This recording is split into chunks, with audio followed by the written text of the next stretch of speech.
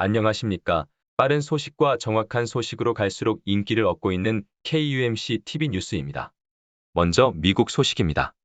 여드름인 줄 알고 무심히 지냈던 인기 배우인 미국 배우가 고백한 원숭이 두창 증상을 소개합니다. 미국 배우 맷 포드 30는 사람들에게 증상을 정확히 알리고 예방 백신 접종을 권유하려는 목적이라면서 동영상 공유 플랫폼 틱톡에 원숭이 두창 증상을 고백하는 영상을 올렸고 ABC 7뉴스 등 미 언론들은 이를 보도했습니다. 자세한 내용은 다보나 기자가 전해드립니다. 지난달 17일 인기 배우 맷 포드는 자신의 몸에 생긴 발진을 발견했습니다.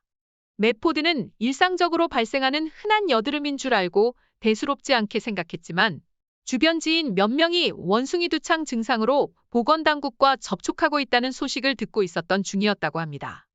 그러나 맷 포드는 발진이 발견 후 다음 날부터 몸의 상태가 급격히 나빠지기 시작했다고 밝혔습니다. 열과 기침, 그리고 목과 입 주변의 통증, 식은땀 등 독감과 같은 증상이 5일 동안 이어졌고 이상하다 생각한 맷 포드는 병원을 찾아 진료를 받았고 담당 의료진으로부터 그는 원숭이 두창 확진 판정과 함께 격리 통보를 받았습니다. 맷 포드는 여드름으로 오해했던 발진들이 처음에는 몸통과 민감한 부위에만 나타났다고 했습니다. 처음에는 5개도 채 안 됐지만 점차 늘어나기 시작해 크기도 매우 빠르게 커졌다고 했습니다. 나중에는 얼굴, 팔, 배 등에 약 25개의 발진이 생겼다고 했습니다. 온몸을 덮은 발진은 극심한 통증까지 동반해 밤에는 밤잠을 이루기 힘들었다고 말했습니다. 그는 결국 통증이 너무 심해 마치 진통제까지 맞아야 할 정도로 심했다고 했으며 거의 2주 동안 지속됐다고 했습니다. 일부 네티즌들은 원숭이 두창을 동성애 질병이라며 그를 공격했었다고 고충을 털어놨습니다. 포드는 간단한 고충 중에도 얻어지는 느낌을 말했는데 낯선 사람들이 나의 성생활에 대해 무례하게 질문을 던져왔다. 왜 사람들이 원숭이 두창 감염을 공개적으로 밝히기 싫어하는지 알게 됐다. 원숭이 두창은 피부 접촉으로 감염될 수 있다는 게 중요하다. 키스, 성관계, 병변과 접촉하면 감염될 수 있다며 주의를 당부하기도 했습니다. 참고로 미국 질병통제예방센터 CDC는 미국에서 원숭이 두창 검사가 제대로 이루어지지 않고 있어 실제 확진자 숫자보다 숨은 감염자들이 훨씬 많을 것이라며 이들로 인한 폭발적인 확산 가능성을 우려하고 있습니다. 몸에 조금이라도 의심스러운 발진이 있는 사람은 검사를 받아야 한다고 강조했습니다. 원숭이 두창 증상이 당초 알려진 것과 다른 경우도 있다고 의료계는 전합니다. 국제학술지인 랜시셋 감염병 저널에 1일 발표된 논문에 따르면 지난 5월 중순 영국 런던에서 확진된 54명 가운데 94%가 주요 증상인 피부병변이 항문과 생식기 주변에 나타났다고 밝히며 발열은 57%만 발생했다고 발표했습니다. 이 발표에 의하면 원숭이 두창은 성관계뿐 아니라 의심 환자와의 밀접 접촉으로 위험도가 높아진다고 발표했습니다. 하지만 피부 접촉, 옷 등을 통해서도 감염될 가능성이 또 있다고 보고됐으며 가족 간의 접촉을 통해 어린이와 임신부 등도 감염될 수 있다고 경고했습니다. 이상 다보나 기자였습니다.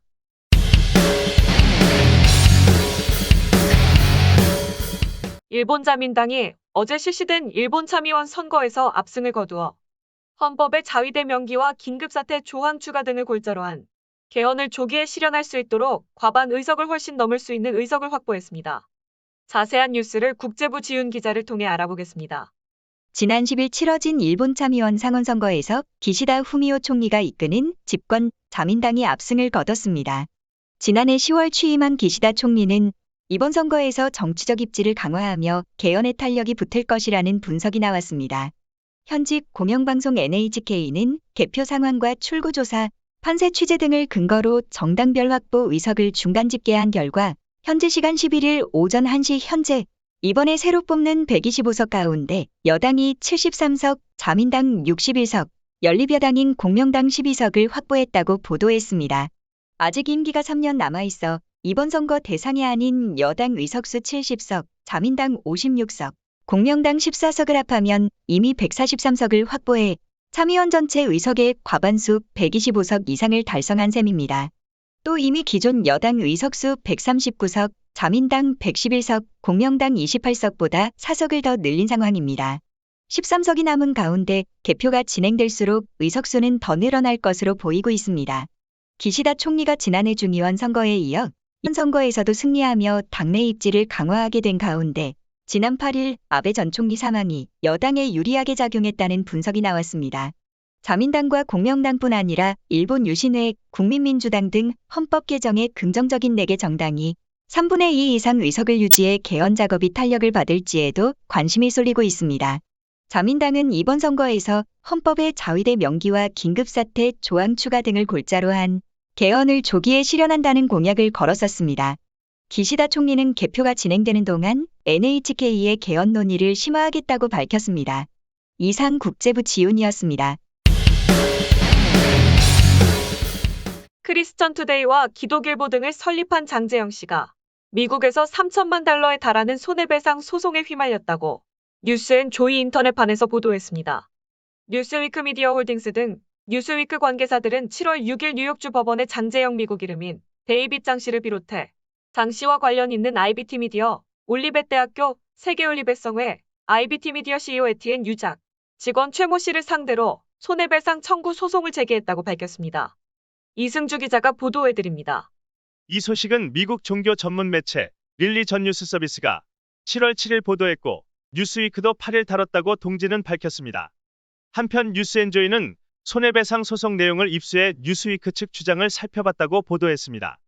이 결과 뉴스위크 측은 2013년 IBT 미디어가 뉴스위크를 인수한 이후 회사 명성에 심각한 타격을 입었고 IBT 미디어가 계약 조건을 준수하지 않아 세금 납부와 임대료 지불 등 수천만 달러의 손실이 발생했다고 주장했습니다. 뿐만 아니라 IBT 미디어와 구성원들이 회사 기밀 데이터를 무단으로 파기하고 영업 비밀을 도용하는 등 불법 행위로 손해를 끼쳤다고 보도했습니다. 또 뉴스앤조이지는 불법 행위 배후에는 재림주 논란을 빚은 장제영 씨가 있다고 지목했습니다. 뉴스위크 측은 장 씨가 IBT 미디어나 올리벳대 등을 직접 운영하거나 공식 직함을 갖고 있지는 않지만 뒤에서 모든 걸 지시하고 영향력을 행사한다고 주장했다고 전했습니다. 이들은 또 2013년 매물로 나온 뉴스위크를 IBT 미디어가 인수한 것 역시 장 씨 지시로 보고 있다고 했습니다. 뉴스앤조이는 그간 장제영 씨는 재림주 논란으로 수차례 구설수에 휘말렸다고 전합니다.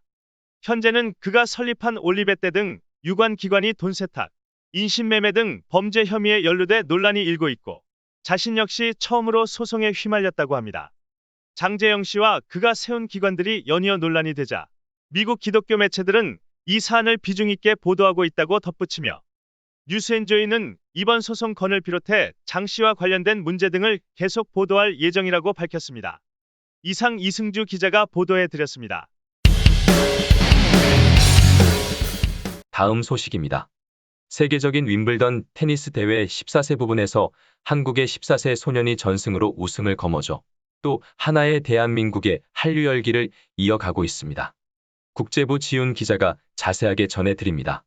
올해 14세의 조세혁 군은 현지 시간 10일 영국 윈블던의 올잉글랜드 클럽에서 열린 대회 마지막 날 14세부 남자 단식 결승에서 3번 시드에서 미국 선수인 커렐 오브리엘 은고노에를 세트스코어 2대 0으로 물리쳤습니다. 이로써 조세혁 군은 올해 신설된 윈블던 14세부 남자 단식 초대 세계 챔피언에 등극했습니다. 18세 이하 선수들이 출전하는 주니어 부문은 예전과 같이 진행됐고 그보다 더 어린 선수들을 위해 14세부가 올해 윈블던에서 처음 열렸습니다. 2018년 호주 오픈 남자 단식 4강까지 올랐던 정영군이 2013년 윈블던 주니어 부분 18세 이하 부분인 단식에서 준우승했을 뿐입니다. 조세혁은 우승 소감에서 상상만 하던 윈블던에서 우승의 기쁨이 2배라고 말했습니다. 조세혁은 여기 와서 잘 가르쳐 주시고 응원해 주신 양성모 선생님과 여기까지 올 수 있게 해주신 정희균 대한테니스협 회장님께 감사드린다며 전북협회 김우현 회장님과 늘 뒤에서 돌봐주시는 부모님께도 감사 말씀을 드리고 싶다고 말했습니다. 포핸드 스트로크를 스스로 장점으로 꼽는 조세혁은 이번 대회를 오전 전승으로 마쳤습니다. 조별리그 3경기를 모두 2대 0완승으로 끝냈고 준결승에서는 톱시드의 불가리아의 이반 이바노프에게 유일하게 한 세트를 내줬으나 2대 1로 승리를 거머쥐었습니다. 조세혁은 올해 5월 국제테니스연맹 ITF가 운영하는 14세부 유럽 투어링 팀에 선발됐습니다. TF 투어링 팀은 ITF가 그랜드 슬램 선수 발전 기금을 활용해 전 세계 우수 주니어 선수를 선발하고 육성하는 프로그램입니다. 이상 국제부 지훈 기자였습니다.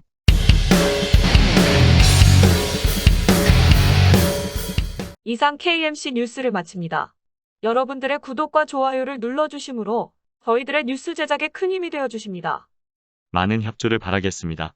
감사합니다. 안녕히 계십시오.